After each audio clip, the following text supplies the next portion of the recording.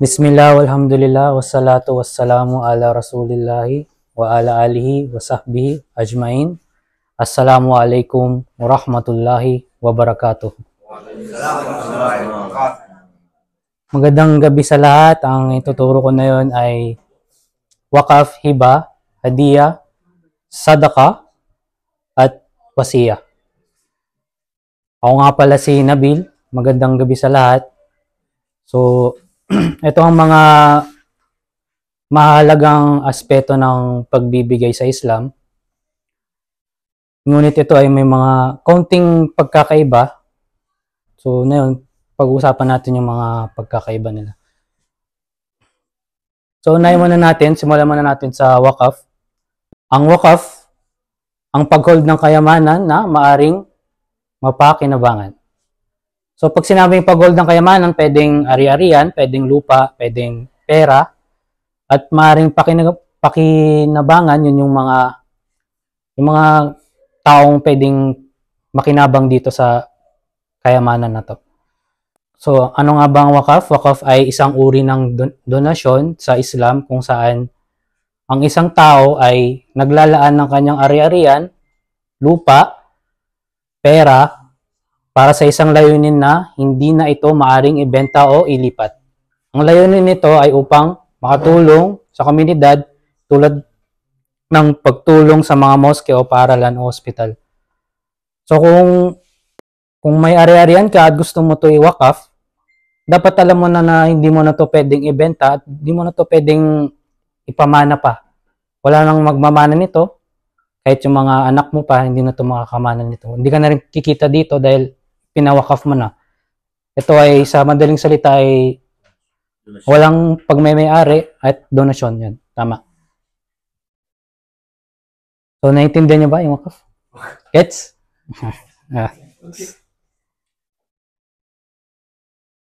Yan, yung mga pwede mong pagdonasyon, pwedeng moske, paaralan, charity, pwede ring hospital. Yan. Siyempre, pag sinabing donasyon, permanente na, yung pangmatagalan. Kasi medyo may pagka-similar siya sa sadaka, di ba? Medyo konting similar sa sadaka. Kasi ang sadaka ay parang voluntaryo na pagbigay ng kawang-gawa sa mahirap. Pero sa isang tao lang yun. Pero ito, pangkalahatan. So, walang nagmamayari. In short, walang nagmamayari. So, ang next naman, yan, hiba. Ang pagmay-ari na walang kapalit sa panahong buhay na voluntaryo. So, yung nagbibigay, habang buhay pa siya, kailangan buhay siya. yun yung magbibigay ng regalo. So, yung tumanggap, siya na yung nagmamay-ari nito at hindi na to pagmay-ari nung nagbigay. So, ito yung kahulugan niya. Ang hiba ay kusang loob na pagbibigay ng isang bagay o ari-arian nang walang hinihinging kapalit habang ang nagbigay ay buhay pa. Halimbawa ay binigay mo ang inyong lupa sa kaibigan bilang regalo. So ang hiba ay medyo mabigat, medyo malaki siya. Siyempre ang susunod dyan yung hadiah. So yun yung pinagkaiba nila. So ano nga bang pinagkaiba ng wakaf? Yung wakaf walang pagmemay-ari. Pero dito sa iba, ang tumanggap, yun yung may-ari. Yun, tama. Lupa nilagay mo, tapos sasakyan na nakalagay dyan. Yan, pwede rin sasakyan, pwede rin lupa ang ibigay mo.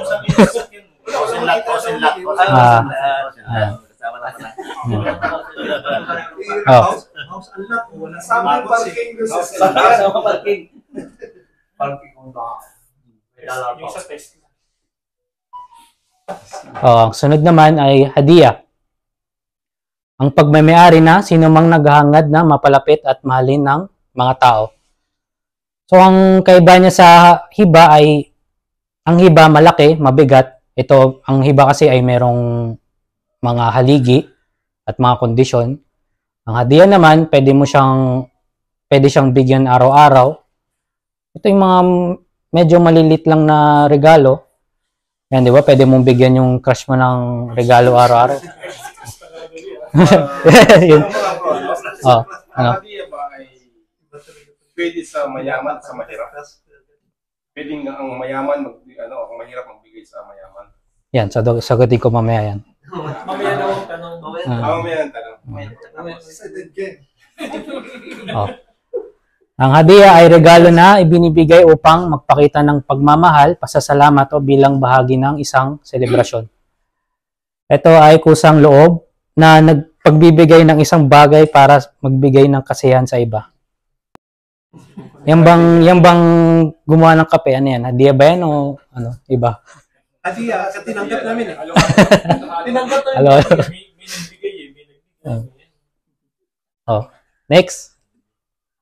Yan, sadaka.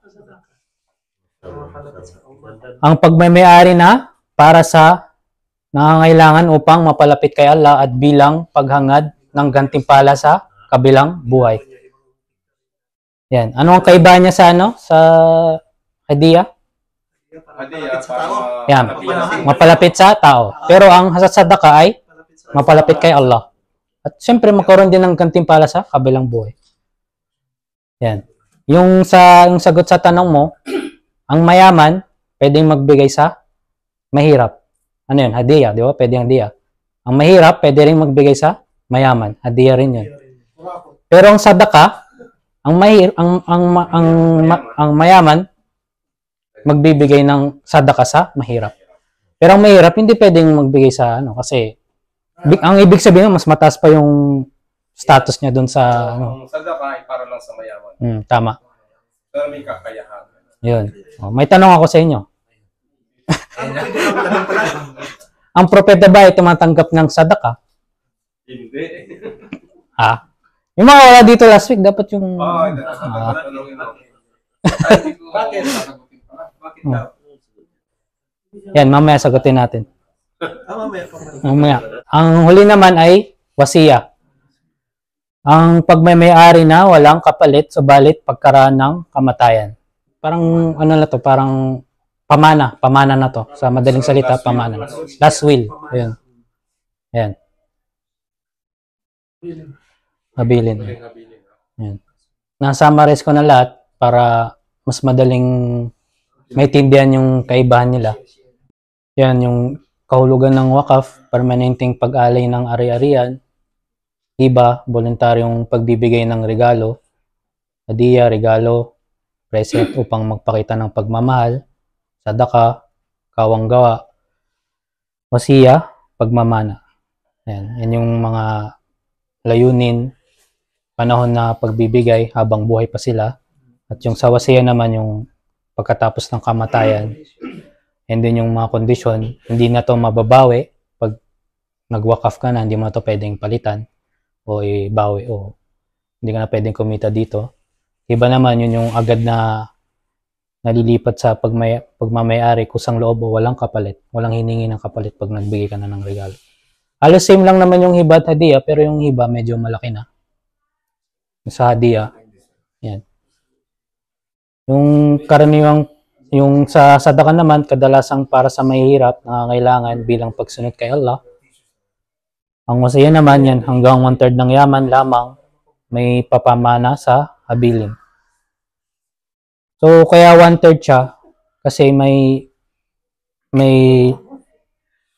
hadith na lumapit kay Propeta Muhammad sallallahu alaihi wasallam na gusto niyang ibigay yung kalahati ng kayamanan niya pag namatay siya sa charity. Pero ang sabi ni Propeta ay 1/3 lang. Yun lang, 1/3, mas marami na yung 1/3. So yun yung 1/3. Para yung natira ay para na dun sa pamilya. Yun. So ang next naman, sinabi ni Allah sa banal na Quran, lan tanalul birra hatta tunfiku mimma tuhibbun. Kailanman ay hindi ninyo makakamtan ang bir hanggang hindi kayo gumulgol mula sa anumang inyong minamahal. So kailanman ay hindi nyo makukuha yung reward o kaya yung gantimpala ni Allah hanggang di nyo kayang ialis yung mga bagay na minamahal, yung mga katulad ng ari-arian, di nyo kayang ibigay, ibenta, di ba? Yan. Hindi nyo makakamtam yung kanyang gantimpala. Yan. Next naman, balik naman tayo sa hiba, ang pagmamay-ari na walang kapalit. So, ito yung haligi ng hiba. Akidan, yung lugar ng transaction o yung dalawang partido. Yan. Ang siga, yung formula, yung andun na papasok yung mga kondisyon, yung usapan. Yung mauhub, yun naman yung ibinibigay, yung bagay na binibigay. Yun. So, ang hiba ay may mga kondisyon din. So, kung naalala nyo, meron tayong al-umra at al-rukba. So, ano nga ba ang al-umra? Sino nakakaalala nito? Pag ang hiba ay binigay, tapos namatay ito, yan. Yan, ito. Ang al-umra ay tumutukoy sa pagbibigay ng ari-arian o bagay ng isang tao na may kondisyon na ang regalo ay mananatili lamang sa kanila habang sila ay nabubuhay. Kapag namatay ang tumanggap, ang ari-arian ay maaring bumalik sa nagbigay o sa mga tagapagmana nito. So sa madaling salita, yung nagbigay, pag siya yung namatay, mananatili doon sa kanya yung tumanggap, mananatili sa kanya yung ari-arian na yun. Pero, pag namatay yung tumanggap, babalik doon sa ang nagbigay yung ari-arian. So, ano nga bang al-rukba? Ayan. Ito ay uri ng regalo na may kondisyon na ang pag-aari ay lilipat lamang sa tumanggap kung ang nagbigay ay unang mamatay at kabaliktaran. At sino man ang mabuhay ng mas matagal ay siyang nagmamay-ari ng ari-arian. So, sa madaling salita, kung sino yung mauna sa kanilang mamatay, siya yung magmamana ng hiba na yun. Ayan. So, next naman, yan. Yan na yung kay propeta. So, ang katotohanan na si propeta sallallahu alaihi wasallam ay tuwing may dinala sa kanya na pagkain ay itatanong niya ang tungkol dito. Kung sinabi na ito ay hadiya, siya ay kakain mula dito. At kung sinabi na ito ay sadaka, siya ay hindi kakain mula dito. So, sa madaling salita, ang propeta ay hindi tumatanggap ng sadaka. Ang sunod naman ay ang nagbawi ng kanyang hiba ay tulad ng nagbawi ng kanyang suka. Ang nagbawi ng kanyang hiba ay parang aso na sumuka at bumalik sa kanyang suka. So, sa madaling salita, hindi natin pwedeng bawiin yung hiba kasi parang na nating binalik yung suka, yung suka natin na parang aso. Yan. Pero maliban na lang kung ano. Pwede mong ibalik yung hiba mo, maliban na lang kung yan, kung anak mo. Kasi yung anak natin ay pagmamayari natin. Yan.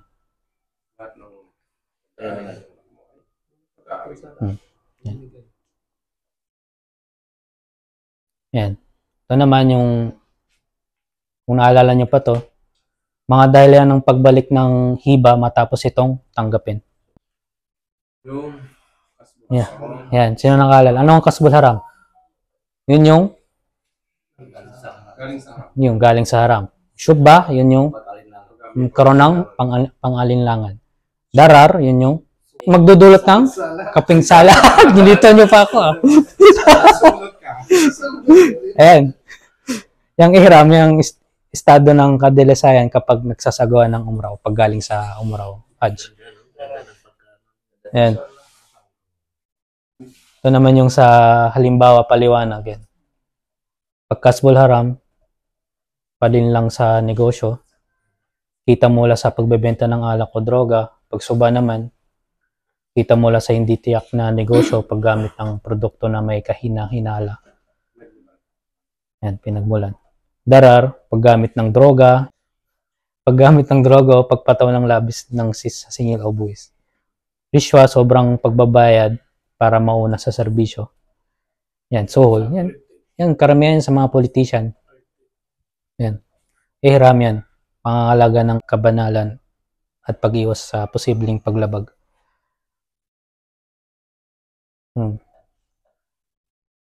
So, yan. So, ito yung isa kong situation ng mga alam na yung sagot, wag na kayong sumagot. yung mga ngayon lang Meron akong kaibigan na non-Muslim at siya ay taos-pusong nagbigay ng lupa at donasyon sa pagtatayo ng isang masjid para sa mga Muslim. Ito ba ay matatawag nating wakaf? A, oo. B, hindi. C, depende. Yung di nakakasa daw. Wala sa last week para... Ikaw yun eh. Anong sagot? Depende, sabi niya dati nun eh. Nandito siya eh. Explain why depende. You have to explain. Bakit depende? Bakit depende? Sige daw. Oh. Kung naalala mo. Sabi niya, depende eh. Oo nga. Pero, Siya mag-explain kasi Depende dito sa paliwanag. oo nga pala. Depende sa magpaliwanag. Yan, kaya siya depende kasi yan. Maaari itong tanggapin kung mula sa halal ang pinagmulan at gagamitin para sa layuning na ayon sa Islam. Yan. Kung yung lupa na iwawakaf niya ay galing sa halal, pwede. Pero kung galing naman sa kung yung lupa na yun ay galing sa sugal o kaya sa Ano bro, kung hindi ko haram. sabihin talaga? Ha? Kung hindi niya sabihin na kung saan galing. Hindi pwede kasi magaling siya. hindi pwede. Maano yun. Kailangan mong alamin. Kaya may depende, no? Ang sagot niya depende. Depende. Karapatan nung Hindi siya Muslim. Oh. Karapatan. Oh. Ang iniisip niya Kasi iwawakaf nga sa'yo eh. Iwawakaf ka, ikaw yung Muslim eh. Siyempre, ikaw yung dapat alamin mo. Oh, ikaw yung nakakaalam. Siguruhin mo na Oh. halal yung binigay sa'yo. di ba hindi siya Muslim, di ba? Katoliko siya. Oh. Di ba sabihin natin. Ngayon, ang intensyon niya nun, may biyaya ako matanggap nito, kaya tutulong ako sa kaibigan ko. Ngayon, ano lang pala, sa sugal pala yung pera na yun. Oh, okay. Mula sa sugal. Hindi niya sasabihin sa'yo. Kasi alam niya ba, katanggihan eh. Nanalo sa loto. Sugal. Hindi mo. Parang gano'n. Nanalo Oo, sa parang loto. ganun siya. So, hindi mo malalaman kasi hindi niya sasabihin talaga eh. Paano kung... Inalim niya ka lang ng gusto eh. Alamin mo yung tao. Inalam niya ng gusto yung tao. Kalibaw, kaibigan niya ng Muslim.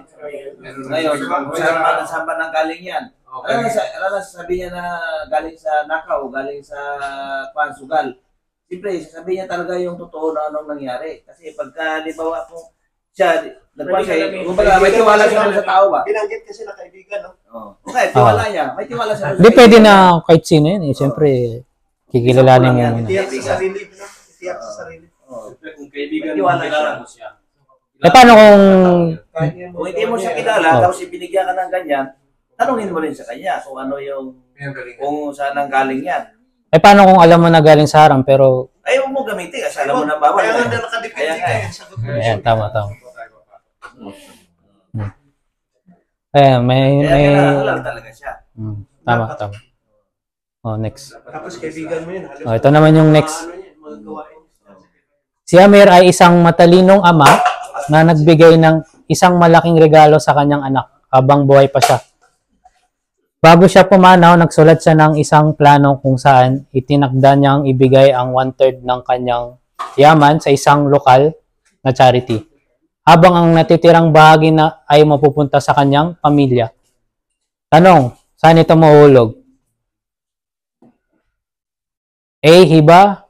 B. Wasiya. C. Hadiya at wasiya. D. Hiba at wasiya.